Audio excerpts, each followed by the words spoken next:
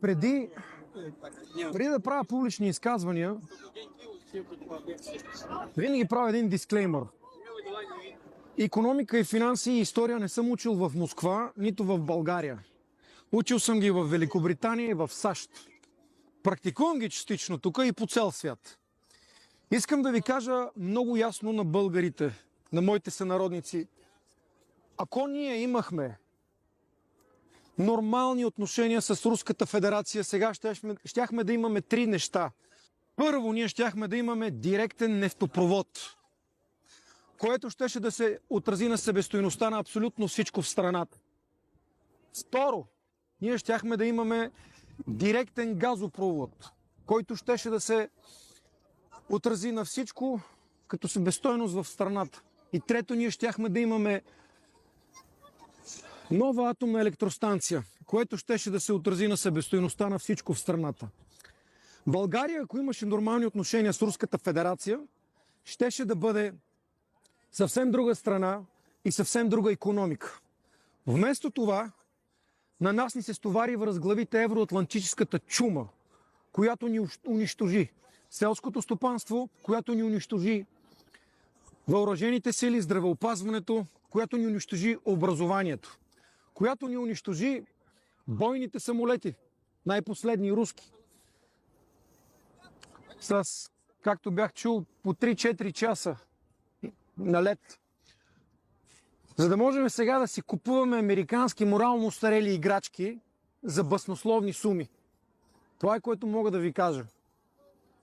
Докато България не си оправи отношенията със своята освободителка, повтарям, която ни е дарила държавността, България няма да излезе от блатото и деградацията на евроатлантизма и така наречените евроценности. Няма да стане. Винаги, когато ние сме били с Русия, България се е развивала. Винаги, когато сме били с Запада, България е западала. Сега случай е точно същия. 35 години псевдодемокрация, евроатлантизъм. България загуби 1/3 от населението си. България загуби икономиката си, а от българските медии продължава да се лее лъжа. Лъжа сред лъжа. Относно това, че на нас за всичко ни е виновна Русия. И че ние сме благословени да се занимаваме с евроценности. Повярвайте на човек, който е прекарал целия си професионален живот някъде навън, който има база за сравнение.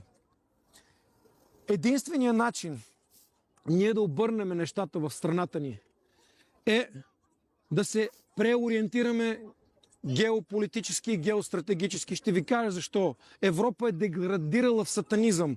Тези хора посегнаха на съзнанията на децата си през половите им органи вече. Тяхна демографска политика е ужасяваща, няма какво да я коментираме.